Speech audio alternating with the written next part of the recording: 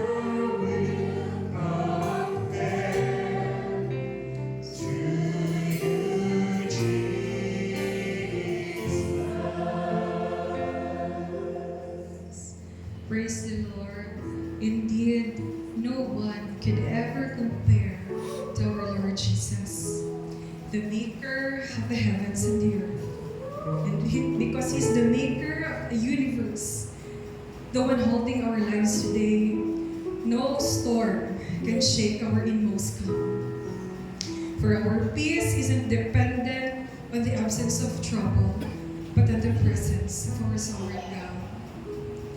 We have an endless song to sing because God loves us. We are certain in His love, as He says in Romans 8, nothing, not height, nor depth, nor any created things can separate us from His love. That love is our anchor. That love is why we keep on singing, even in our darkest night. Our God is eternal, and His work in us is constant. And as His children, more than just singing songs for Him as our response, we will make sure to align our hearts to hear Him above the world's distractions. Let us continue to worship God and receive peace through His love as we sing this song.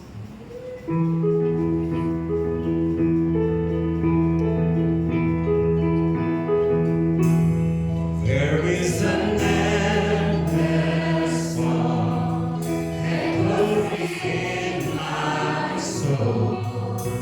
I hear the music ring, and though the stars may come, I am holding on to the rock I lean. And I think I'm singing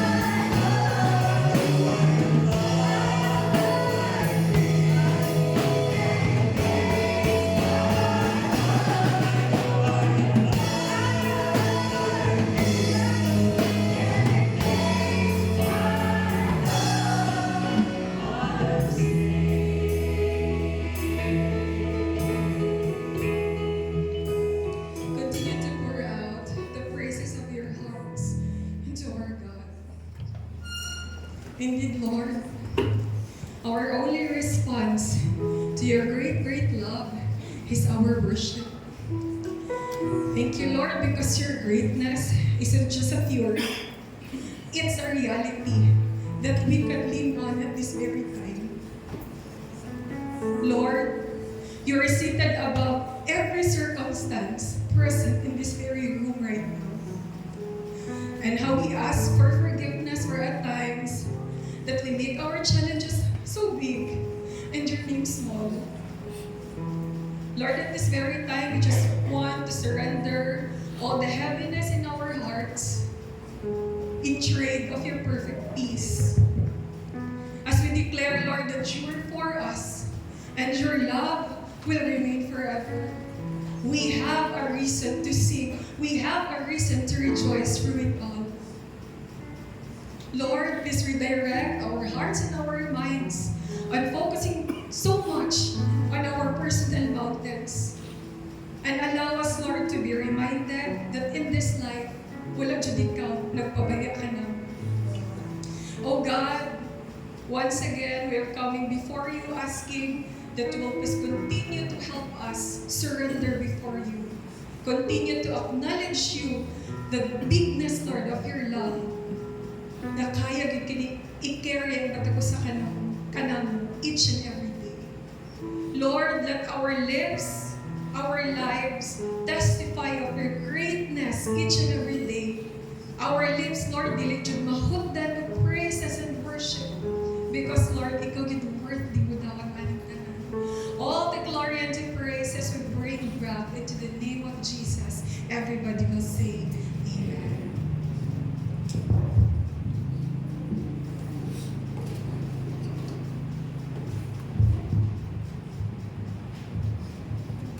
Blessed morning, everyone.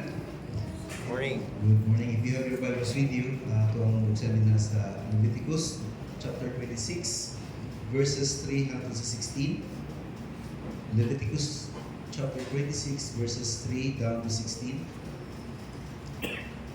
So as I read, sundan niyo sa hilom, as I read the passage, ang makita din sa Leviticus chapter 26, verses 3 down to 16, it says, "If you walk in my statutes and observe my commandments and do them, then I will give you your rains in their season, and the land shall yield its increase, and the trees in the field shall yield their fruits. Your threshing shall last to the time of the grape harvest, and the grape harvest shall last to the time of sowing. And you shall eat your bread to the full and dwell in your land securely. I will give peace to the land, and you shall lie down, and none shall make you afraid. And I will remove harmful beasts from the land, and the sword shall not go through your land. You shall chase your enemies, and they shall fall before you by the sword. 5 of you shall chase 100, and 100 of you shall chase 10,000, and your enemies shall fall before you by the sword. I will turn to you and make you fruitful and multiply you, and will confirm my covenant with you. You shall eat the old store, long kept, and you shall clear out the old to make way for the new. I will make my dwelling among you, and my soul shall not abhor you. And I will walk among you, and will be your God, and you shall be my people. I am the Lord your God, who brought you out of the land of Egypt, that you should not be their slaves. And I have broken the bars of your yoke, and made you walk erect. But if you will not listen to me, and will not do all these commandments, if you spurn my statutes, and if your soul abhor my rules, so that you will not do all my commandments, but break my commandment, then I will do this to you. I will visit you with panic, with wasting disease, and fever, and that consume the eyes and make the heart ache. You shall sow your seed in vain, for your enemies shall eat it." May the Lord God bless the reading of His words. And now please be seated. And now, next una, let us have our undivided attention. allocate sa pagpaminaw sa pulong sa message and word pinagi kay Pastor Jude.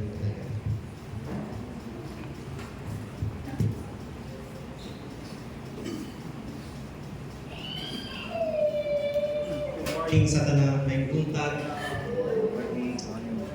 Ang gasolina, ang presyo sa oil will not stop our faith in worshiping Him. And kung idoble man ang presyo, tapatan nato na sa atong pagtuo sa atong Ginoo. Amen? And that's the only way we can see how God will move and bring miracles in our lives. Just like yesterday, ang surprise with ko, ako nangayo, no? Pero while preparing the message for today, naalala ng message, yung message is, I have something for you. Check. I have something for you for your petrol. Tapos, i-check mo Gcash. Wait, naay na butang. So, I will not mention the name, but praise the Lord for that. And I want you to experience that the same. No? Na madili mo magsana all, but if you increase your faith and service to the Lord, ang katapat is blessing. Continue to be faithful. Today's message is a continuation sa kung saan nasugdan nato na Sunday, sa yoke of holiness.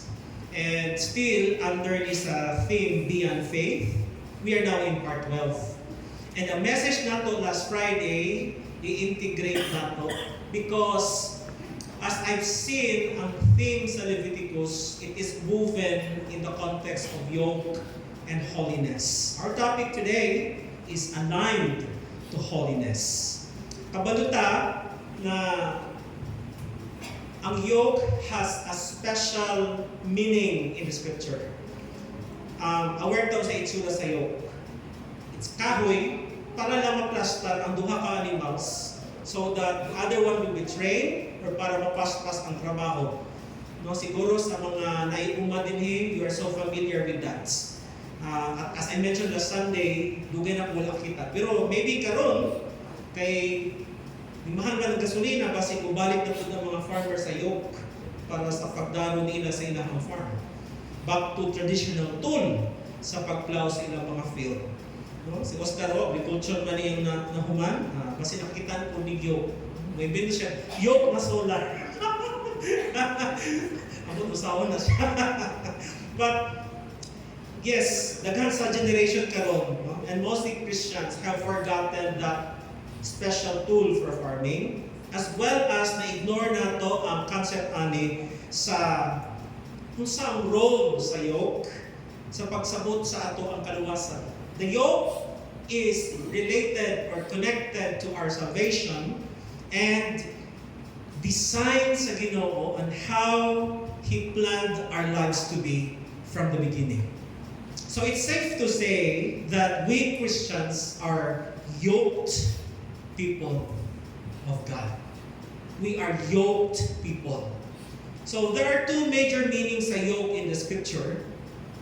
One is literal, muli ang early use as a farming tool. Eventually sa Exodus, ang first mention sa word na yoke is Exodus. And then it was mentioned in Leviticus and Deuteronomy.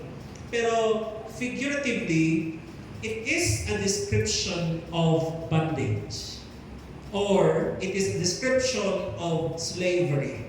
As what is mentioned in Leviticus 6:23. When God saved Israel, ang ilahang pagiging slave sa Egypt is a kind of yoke of slavery.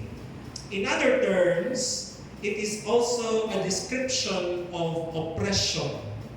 When Israel was attacked and was carried into captivity by other nations, tawag na oppression. As mentioned by Prophet Jeremiah, sa panahon po na ni Prophet Isaiah, the yoke of oppression. When Jesus came in the New Testament, Apostle Paul, it is a description of spiritual submission. So there are people who are yoked to the law, people who are yoked to sin, and even there are people who are yoked to Christ. So, gikan sa Old Testament, ang pagsabot nato sa yoke, kutob sa imbitasyon ni Jesus Christ to take His yoke, the yoke of rest, and to the warning of Paul about being yoked wrongly, we begin to see na ang yoke dili lang ni symbol, dili lang ni ordinary concept.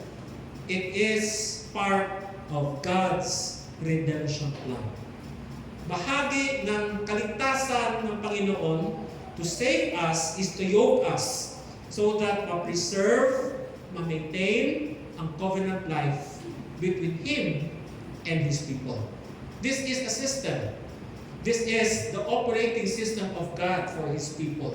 To yoke us in order for us to complete our journey to holiness. So as believers, how we understand it, how we take that principle, how we apply the yoke, reveals the spiritual reality, and that defines kung paano kita nabubuhay. Because it is the unavoidable truth na everyone has a yoke.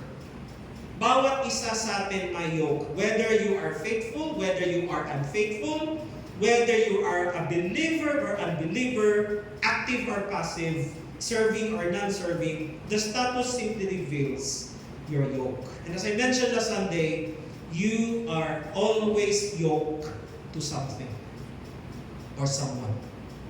No one is exempted. No one is excused. Everybody is yoked to someone or something. It could be sin because of the works of the flesh. That's why there are people who are still living in bondage. It could be you are under the law still, kahit na may grace. Some people attain this kind of yoke because of their loyalty to the institution.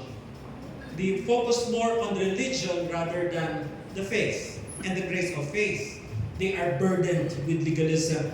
That's why these are a group of people who are performance-based. They believe that they will be loved more, they will be blessed more if they will perform more for Christ. But there are people also who are yoked to self, yoked to their pride, yoked to their fear, yoked to their desires and dreams.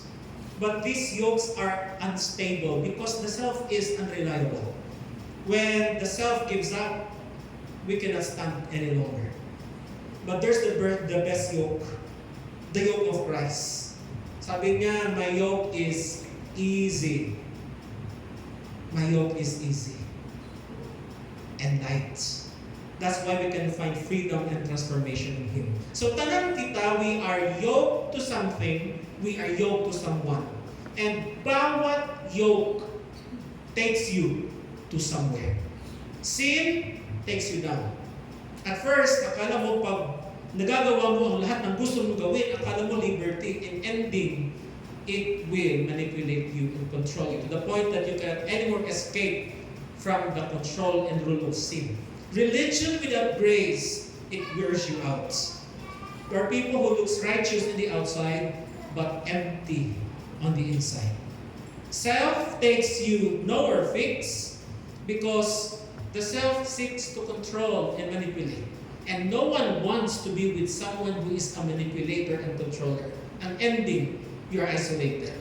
But Christ, and direction in Christ, it takes you forward. And He carries what you can't. And as I was studying, especially the book of Leviticus, I began to realize something deeper.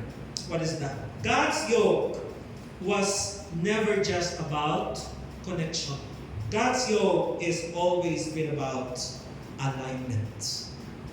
Alignment. Not just being attached to God, but aligned to Him. Pwede ba ka nakayoke pero napilitan lang? Pwede ka nakayoke pero you are not willing to go with Him. All along, I realized all along from the beginning, ang design yun sa Ginoo sa iyang makatawan, ang iyang desire for our relationship with Him has always been to operate in the context of alignment. And alignment with God leads to a life of holiness. Obviously, that's the logic. If your life is aligned with God, it will surely lead to a life of holiness. If your life is going to the direction opposite to God, then that means you are not aligned to Him. And I saw this clearly in His declaration in Leviticus 26:13.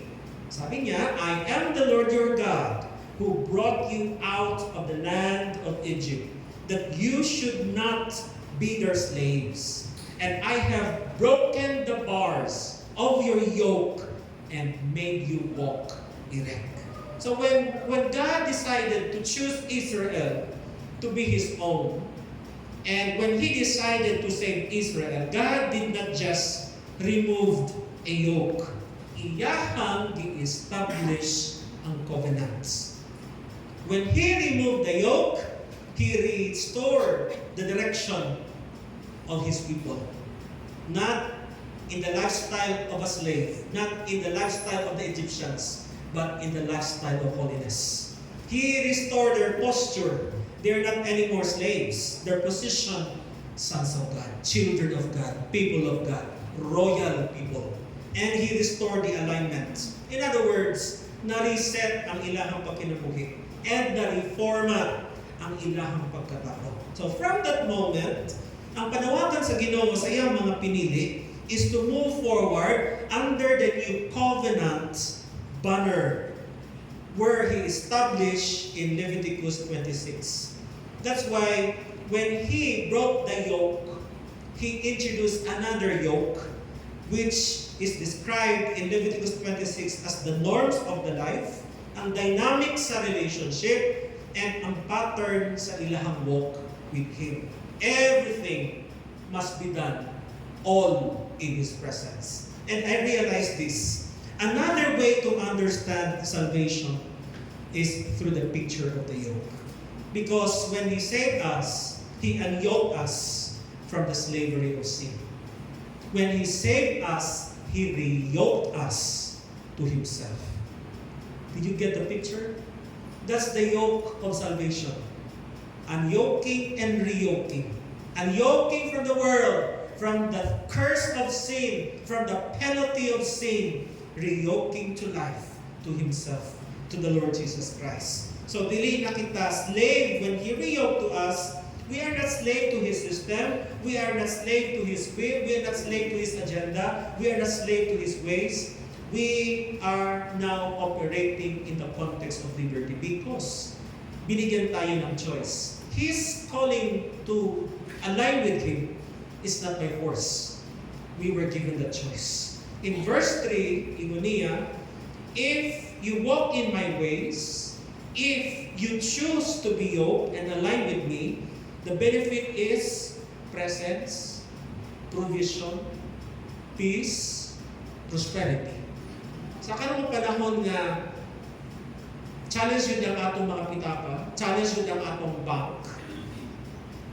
The calling is to respond to alignment. Because this is His promise to Israel, and I believe the same benefit will be given to us if we will learn and understand to be aligned with Him. Kung i-check niyo ang scripture, Leviticus 26:3-12, let us read these things para maintindihan nato kung saan maning condition if you are yoked or aligned with Christ. Leviticus 26:3-12, if you keep my laws and are careful to obey my commandments, I will send the seasonal rains. The land will then yield its crops, and the trees will produce their fruit. Your threshing season will extend until the grape harvest, and your grape harvest will extend until it is time to plant grain again. You will eat your fill and live securely in your land. I will give you peace in the land, and you will be able to sleep without fear. I will remove the wild animals from your land and protect you from your enemies. In fact, you will chase down all your enemies and slaughter them with your swords. 5 of you will chase 100, and 100 of you will chase 1,000. All your enemies will fall beneath the blows of your weapons. I will favorably upon you and multiply your people and fulfill my covenant with you. You will have such a surplus of crops that you will need to get rid of, the leftovers from the previous year, to make room for each new harvest. I will live among you. I will not despise you. I will walk among you. I will be your God, and you will be my people. Alignment is going back to God, going back to His promises, as well as going back to our response. Provision, provision, that's all we needed from Him. And that will be provided for us. Peace, prosperity, victory, presence. If only we will know the economy of His yoke, the economy of His alignment. But if you will not align to Him, verse 14, if you do not obey, in other words, if you will not yoke with me, if you will not align with me, what will happen? There will be curse, sickness, poverty, famine, invasion, attacks. That is a summary. And the worst thing na nabasa na po, Leviticus 26, 28 to 29, I will give full vent to my hostility. Ingon sa Ginoo, i-pour out niya ang iyang anger, iyang wrath to those who will not align to Him. I will punish you. How many times? Ingon niya sa verse 28? 7 times 7 over your sins. Kini pa yun ang weird. Ngilngi, verse 29, you will eat the flesh of your own sons and daughters. That's how God will make things happen if we will misalign with Him. But there's the blessing of reconciliation, the blessing of confession. Verse 40, if they confess, in other words, if nagpalayog mo o nibalik ka sa akong yoke, there will be restoration. There will be realignment. So kaning mga ifs, these are not just conditions, they are God's guidelines for alignment. They show His people kung paano kita magkinabuhi in harmony with Him. Na kalimutan nato usahay, yes, ang Pilipino natay culture of pakikisama. Nindot kita makisama, but we have forgotten na we need makisama po sa atong Ginoo. And ang pakikisama sa Diyos is the most important thing in order for us to experience the blessing of alignment. Harmony, faithfulness, reverence, covenant relationship. That is the system of alignment. And all of this leads us to one clear conclusion, that God's life plan for His chosen and saved people is a life of constant alignment with Him. Sa akin good, mo align ka, mo realign when something is wrong, when something is needed. But when life is good, nothing pakialam. We don't even read His Word, we don't even meditate, we don't even worship. So ang blessing sa Ginoo is it leads us to a life from the yoke of slavery to the yoke of liberty. Mo na itong journey karon from yoke to alignment. In Egypt, God broke the yoke to set them free. But in Christ, God gives us a new yoke to keep us free. So do not live like you are still under the yoke of slavery. You are free. Free from the ways of sin. Free from the ways that pulls you apart or pull you away from God. Freedom in the kingdom is not the absence of the yoke.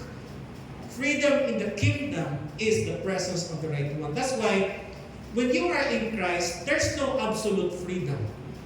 The only freedom that we have in Christ is freedom from the curse of sin and the influence of sin and the power of sin. The liberty we have is the liberty to live for Christ. The liberty to experience the life of blessing. So our movement is from yoke to alignment, because freedom is not the final goal. What is the goal? Alignment. That's the goal of Christian walk. And this is exactly where Leviticus 26 brings us. Because right after God says, I have broken the bars of your yoke, wala siya ni hunong dira. He did not just celebrate their freedom, iyahang gi-define ang ilahang alignment. Verse 13, there's deliverance. I broke your yoke. Verse 1 to 12, there's the alignment. Walk in my status. Verse 14 to 39, there's the misalignment. Kung sa'yo may tabo, unsa ang consequences if you will not listen. But in verse 40, if they confess their iniquity, there is realignment. Nakita ninyo ang pattern, even sa panahon pa lang sa Israelites, it's still the same pattern for us today. When we are already delivered, God has already laid out the alignments. And God still will help us experience, let us experience the consequence of this alignment. But if we return to Him, there will be realignment. So freedom from the yoke requires alignment to the right way. Nga naman importante sa tua nga maintindihan nato ning mga konsepto sa Biblia, the concept of the yoke, the concept of alignment. Because understanding the yoke and alignment, dili lang ni theological knowledge. Ang yoke and alignment is a diagnostic tool for your life. And many Christians are not aware na ang buhay pala nila nakasalalay kung saan sila nakayoke. Nakasalalay kung saan tayo naka-align. Nakasalalay kung saan tayo nakalagay sa ating loyalty, sa ating faithfulness. So whether we realize it or not, as I mentioned, every believer is already living under a yoke and moving on in a certain direction, depending on the yoke you are aligned.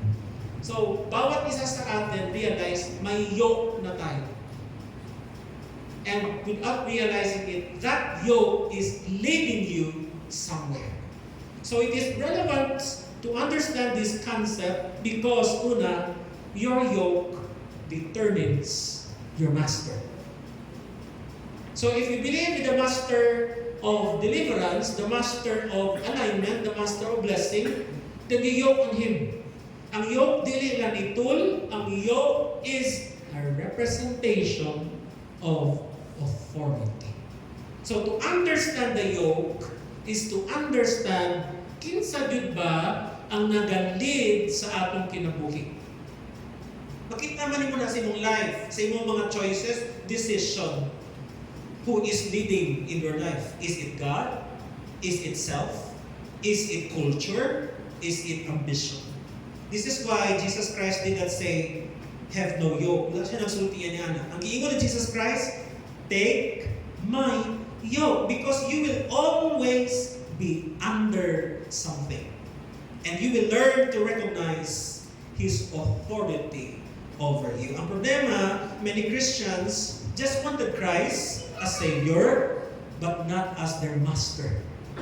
That's why ang bilis nila i-cancel ang Panginoon, ang ways ng Panginoon, ang calling ng Panginoon in their life decisions. So many Christians live unyoke from Christ, claiming believers, but living a life unyoked and misaligned.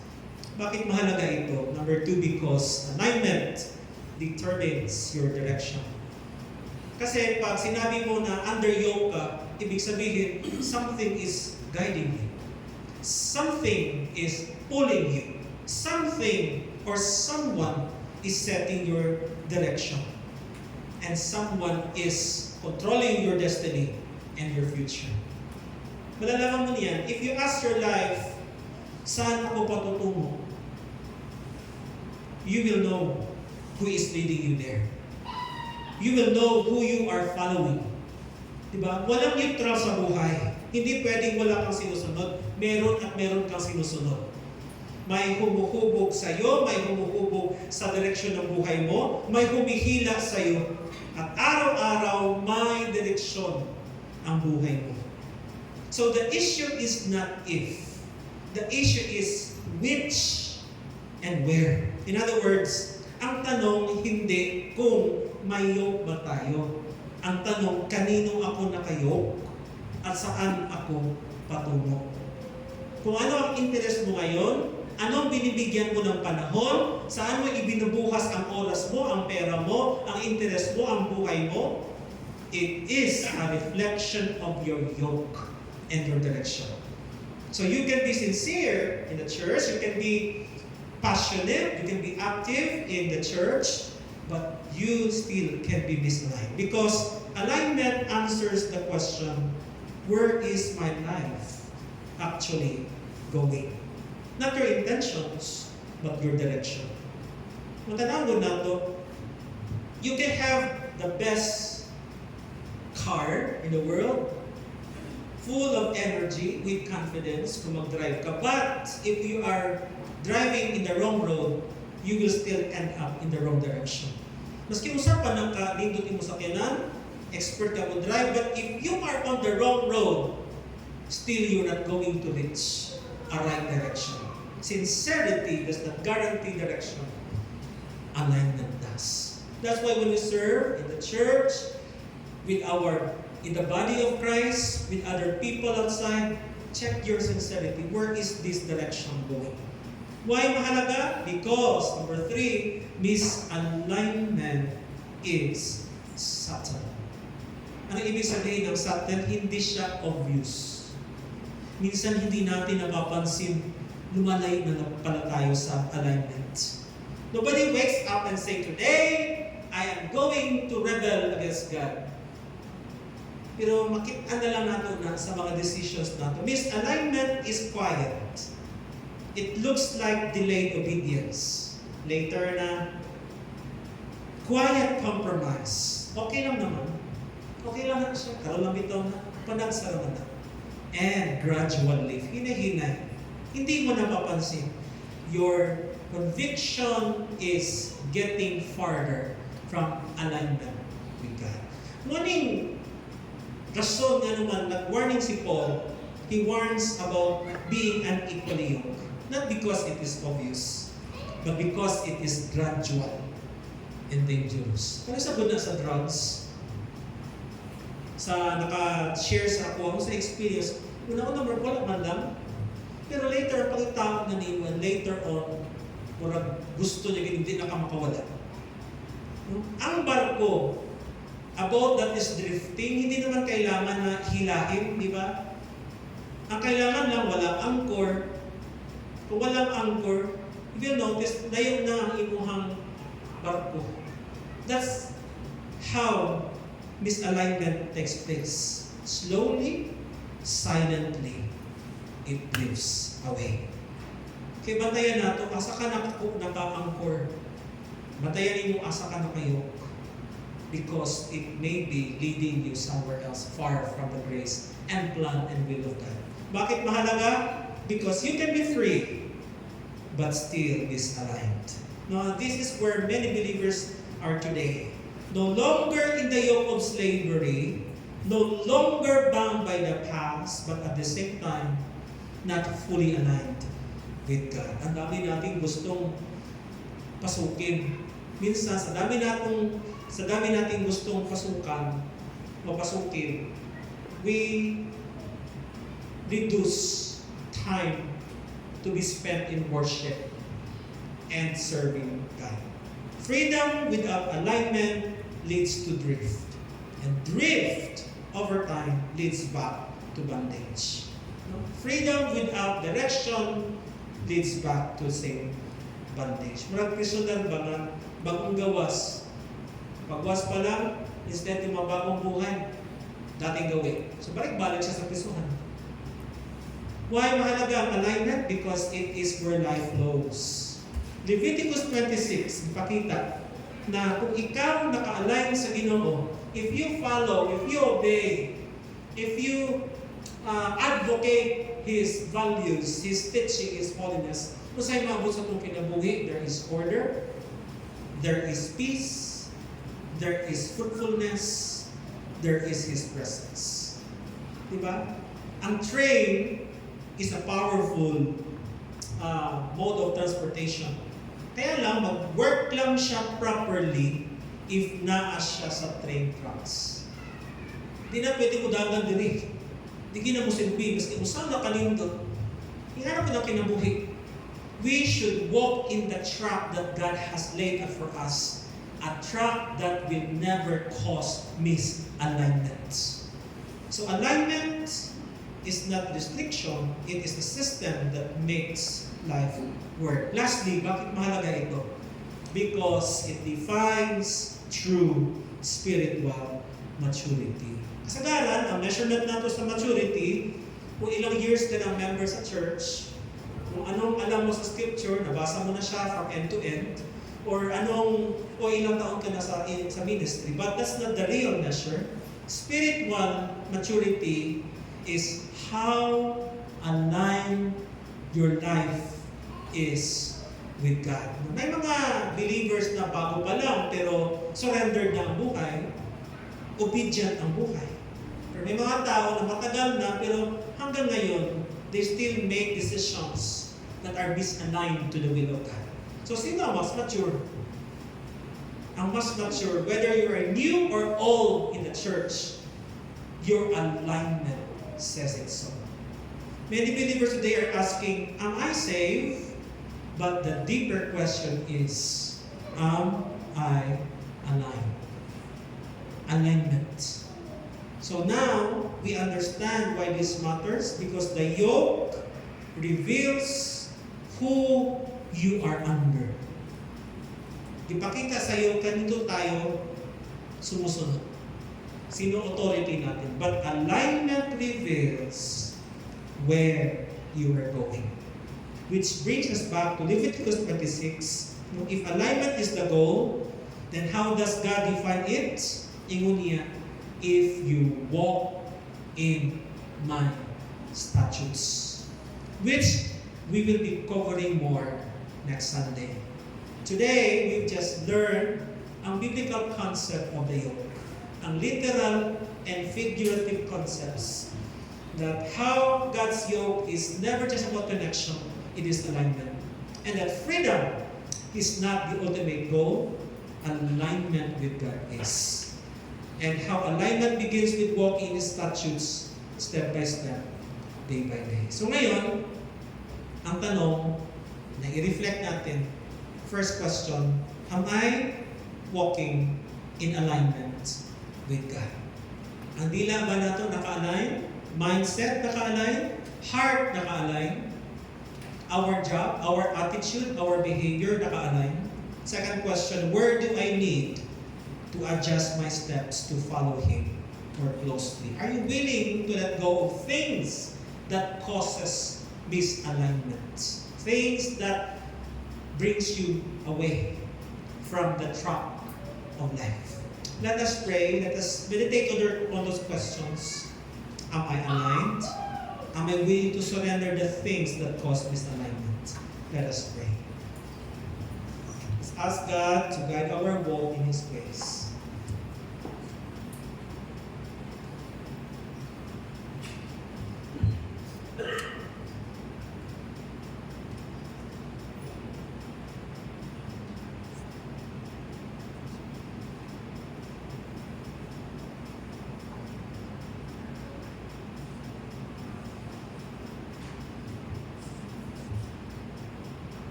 At this moment, Father, most of the time when crisis comes, we think of doubling our effort to earn more money para matapatan ang increasing prices ng oil and commodities.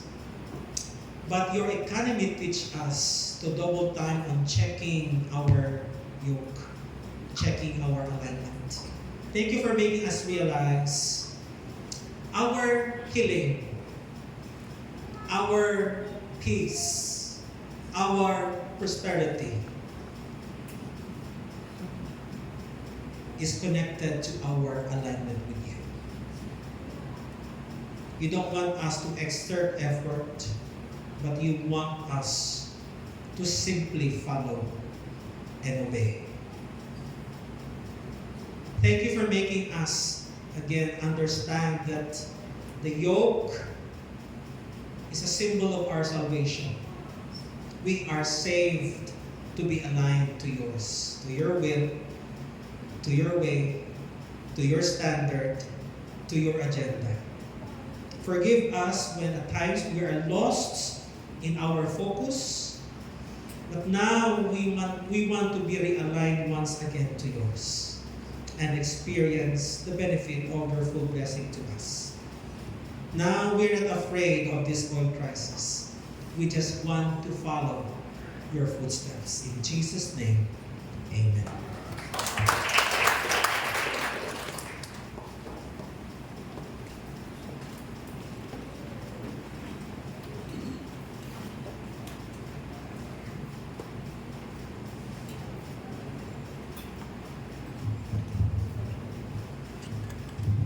Dalay ko ng buhay ng Diyos ay tayo na message ka na tanan. Amen. Kaya salamat yan ang bless. Thank you so much, Pastor June, for that message. Indeed, in the scripture, trust in the Lord with all your heart and lean not on your own understanding. In all your ways, you have to acknowledge Him. So, tagang kayo salamat yun. So, kung mag-isunan sa meditation of God's Lesson of 3, we read the passage of scripture na pumabasa namin sa Luke 6:38 of the Give and you will receive. Your gift will return to you in full, pressed down, shaken together to make room for more, running over and poured into your lap. The amount you give will determine the amount you get back. From time to time, sa mga tayo praying, I request 3 of our servant leaders to please pass our prayer bags.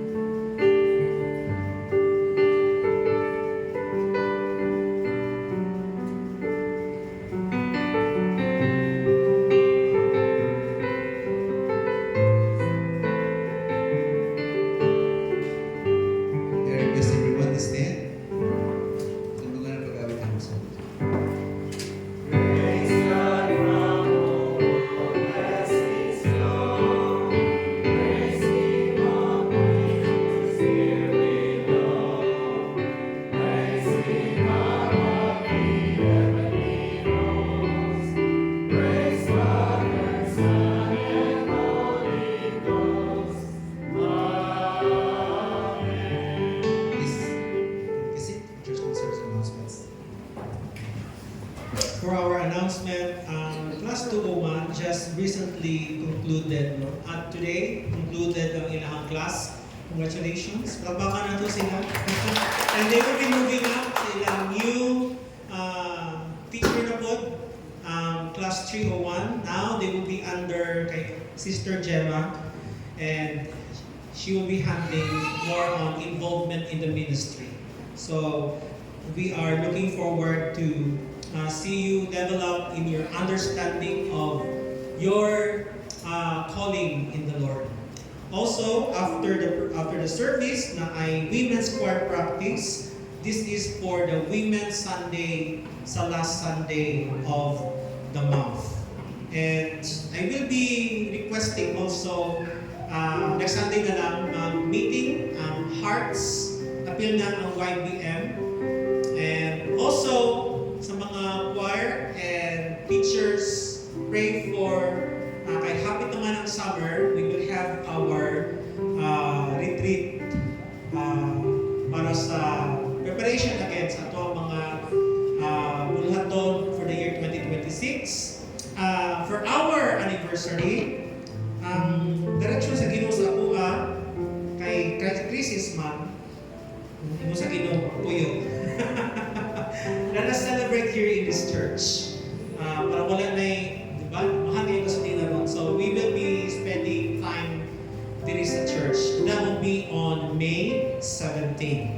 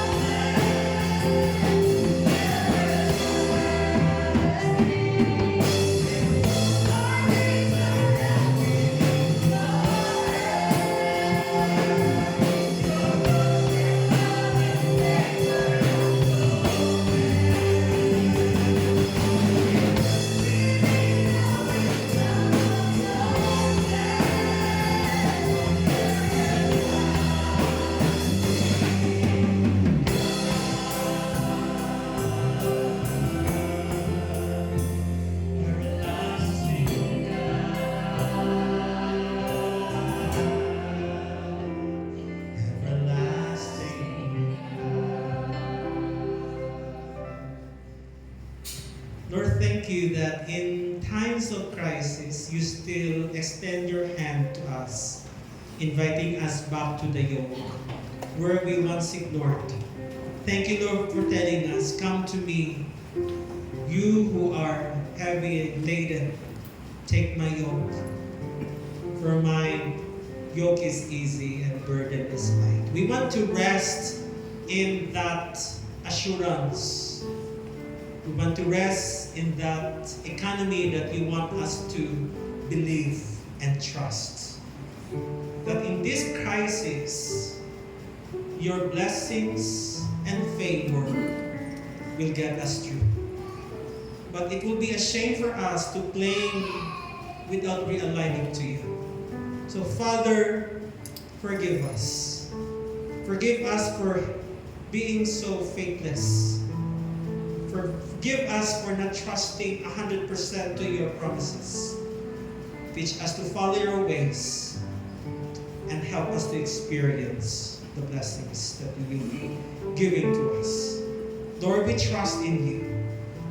In Jesus' name, amen.